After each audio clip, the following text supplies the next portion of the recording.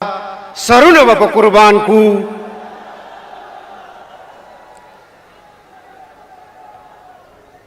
دوه ورځې مخکې ما ته یو ذمہ دار له طرف نه اطلاع وصله چې که ته مولانا صاحب سره خبره وکړي چې دا جلسه مؤخره کی. ما ورته وویله چې دغ پیغام پاره چوک بل چوک وغواړه. زه خپلې مدرسې کار په سلسلې چې ملتان چې وم هلته مې فیصله وکړه چې که خطره وي او که حالات ناسازگار وي د شیخ صاحب په یاد چې د کانفرنس سے انشاءاللہ زه به خامخا شرکت کوم که بل چوک یې نه کوي انشاءاللہ. لیکن آج 4 کے لوگوں نے دل خوش کر دیا ہے کہ جس جذبے کے ساتھ، جس محبت کے ساتھ، جس والہانہ عقیدت کے ساتھ انہوں نے شہید اسلام حضرت مولانا محمد ادریس رحمہ اللہ کے ساتھ اس اجلاس میں شرکت کر کے اپنی محبت کا اظہار کیا ہے. میں آپ کے لیے دعا گو ہوں کہ اللہ رب العزت قدم قدم پر آپ کو اس کا اجر عظیم عطا فرمائے اور حضرت شیخ کا مشن جس کے آپ امین ہیں، اللہ تعالیٰ آپ کو اس امانت کی لاج رکھنے کی توفیق عطا فرمائے، آپ کو سرفراز اور کامران فرمائے. میں جہاں خود تعزیت کے لیے، حضرت شیخ کی تعزیت کے لیے مستحق ہوں، وہاں پر میں جمعیت علماء اسلام خیبر پختونخوا سے کہ ان کے ساتھ حضرت شیخ کا تعلق سرپرست اعلیٰ کا تھا، ان سے بھی اظہار تعزیت کرتا ہوں، ہمدردی کا اظہار کرتا ہوں.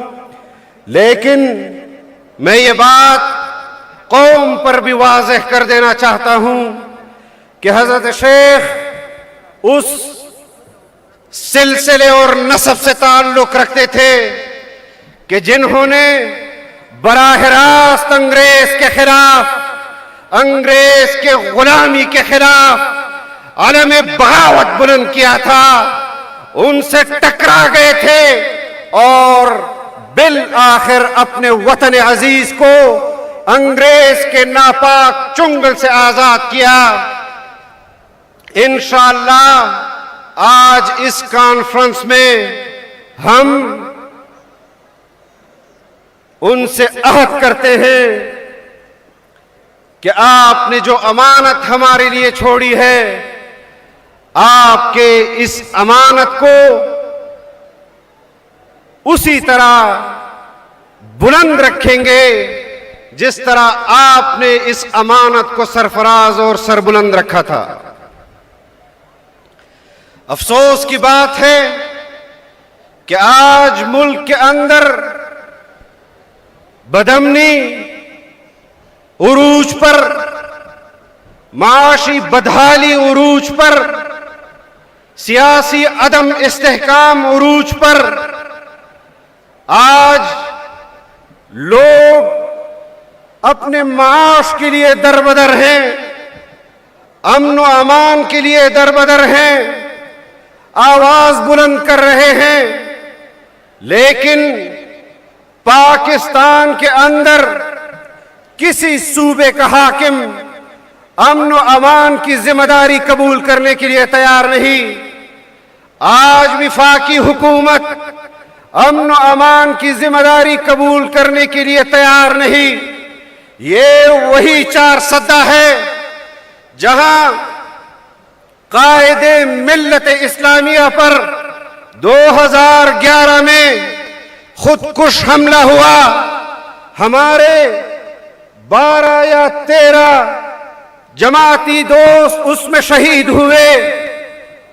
سوابی میں قائد جمعیت پر حملہ ہوا, 11 مسلمان وہاں پر شہید ہوئے. کوئٹہ میں حملہ ہوا, وہاں پر جمعیت کے کارکن شہید ہوئے. باجوڑ میں حملہ ہوا, وہاں پر جمعیت علماء اسلام کے ذمہ دار ساتھی شہید ہوئے. وانا میں حملہ ہوتا ہے, ہمارا شیخ الحدیث شہید ہوتا ہے. کراچی میں حملہ ہوتا ہے, ہمارا شیخ الحدیث مفتی اعظم شہید ہوتا ہے. بلوچستان کے اندر ہمارے علماء کو شہید کیا جاتا ہے. بلوچ بیلٹ میں ہمارے علماء کو شہید کیا جا رہا ہے. پشتون بیلٹ میں ہمارے علماء کو شہید کیا جا رہا ہے. خیبر پختونخوا کے جنوبی اضلاع میں ہمارے علماء کو شہید کیا جا رہا ہے. جمعیت علماء اسلام کے کارکنوں کو شہید کیا جا رہا ہے. کس جرم کی پاداش میں؟ کیا ہمارا جرم صرف یہی ہے کہ ہم پاکستان کے ساتھ وفاداری کا علم بلند کیے ہوئے ہیں؟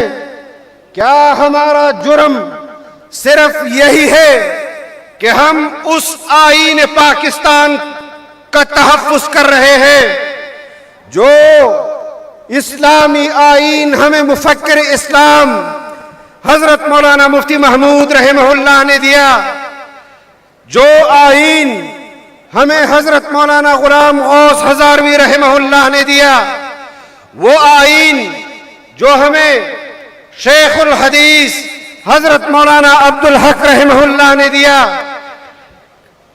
ہمیں اس بات کی سزا دی جا رہی ہے کہ ہم پاکستان میں آئین کی عملداری چاہتے ہیں۔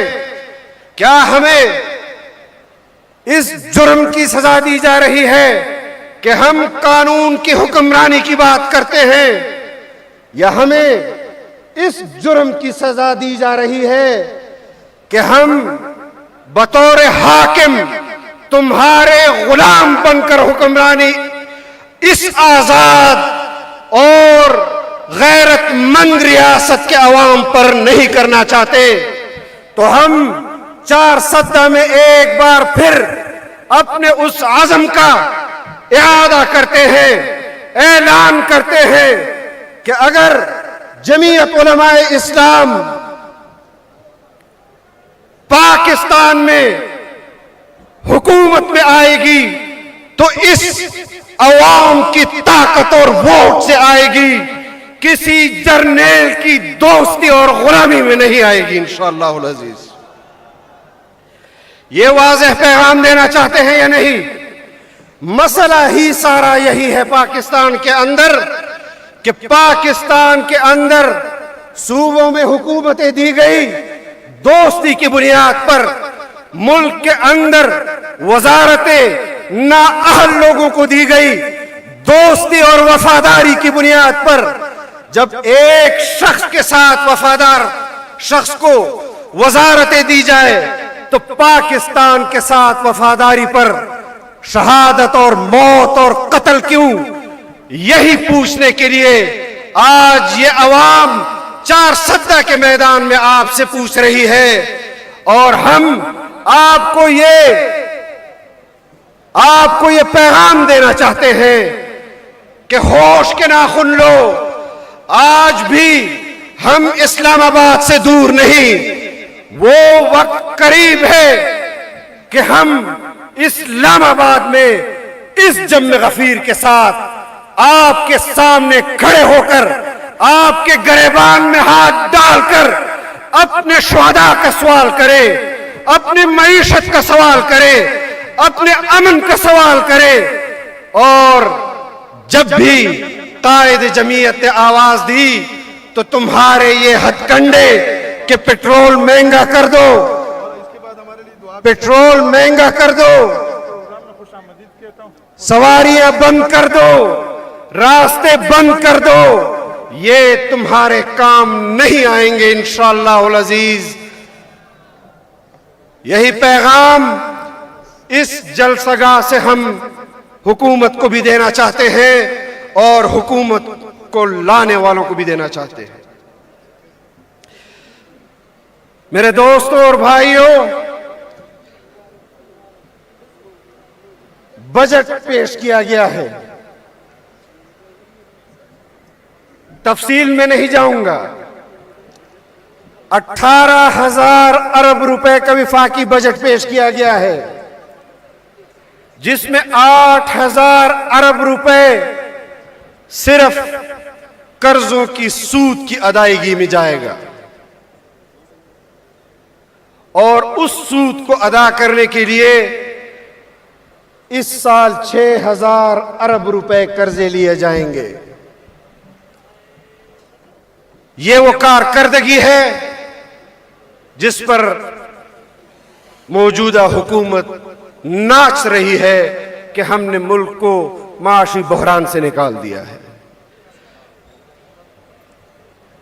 آج پاکستان کی تاریخ میں پہلی بار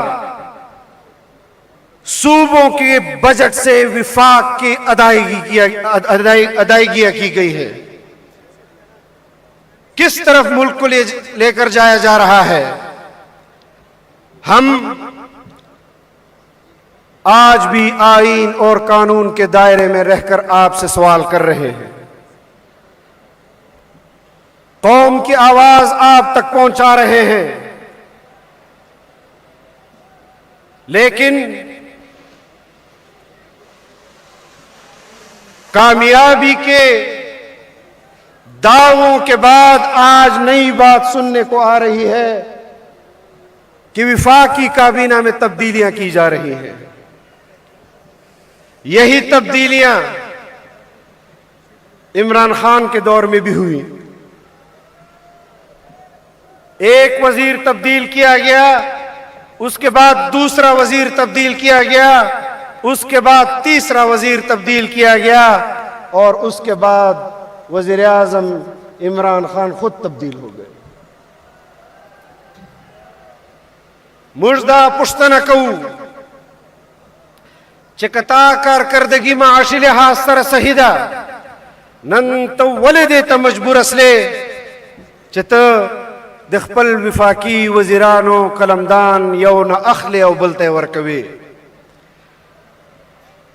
3 وزیر داخلہ اس ملک میں اس وقت حکومت کے لیے کام کر رہے ہیں، اس کے باوجود ملک کے اندر امن و امان کا مسئلہ دن بدن بگڑتا جا رہا ہے۔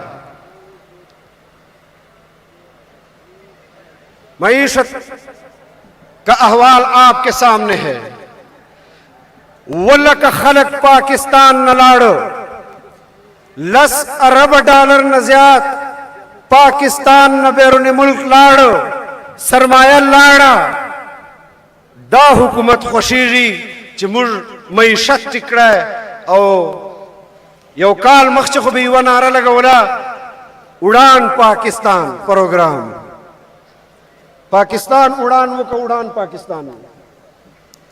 نن آج وہ اڑان پاکستان کے نعرے کہاں چلے گئے؟ یہ سب وہ مسائل ہیں جو حکومت کی کارکردگی کا منہ چڑھا رہی ہے، لیکن آج بھی صوبوں کے اندر لوگ پریشان ہیں، اور اس قدر پریشان ہیں کہ پہلے تو لوگ خوف زدہ ہوتے تھے کہ ہم گھر سے باہر جائیں گے پتہ نہیں واپس آئیں گے یا نہیں۔ رات کا واقعہ ہے، میرے حلقے میں ایک گھر پر ڈرون سے حملہ کیا گیا، جہاں پر خواتین شہید ہوئی، بچے شہید ہوئے۔ اس کا کون جواب دے گا؟ اور پھر کہتے ہیں کہ ہم نے اتنے دہشت گرد بھی تو مارے ہیں۔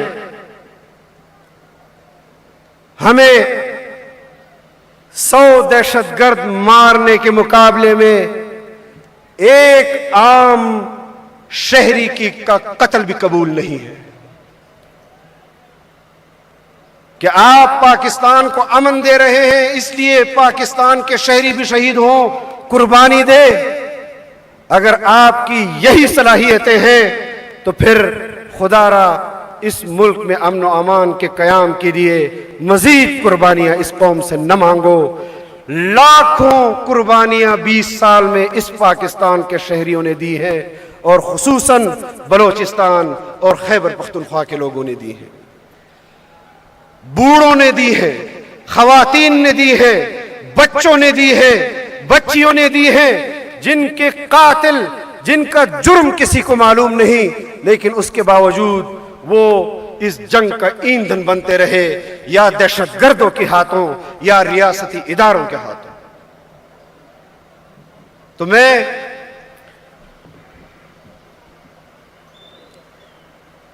آخر میں ایک پیغام دینا چاہتا ہوں کہ بہت تجربے ہو گئے، بہت یاری دوستیوں میں حکومتوں کی بندر بانٹ ہو گئی۔ خدا را اس 24 کروڑ شہریوں پر رحم کھاؤ، جس کو یہ منتخب کرے اس کو اقتدار حوالے کرو، اپنے غلاموں سے مزید ان لوگوں کو تنگ نہ کرواؤ، ذلت نہ کرواؤ، ان کو پریشان نہ کرو، پھر ان کے منتخب کردہ حکمران جانے اور قوم جانے۔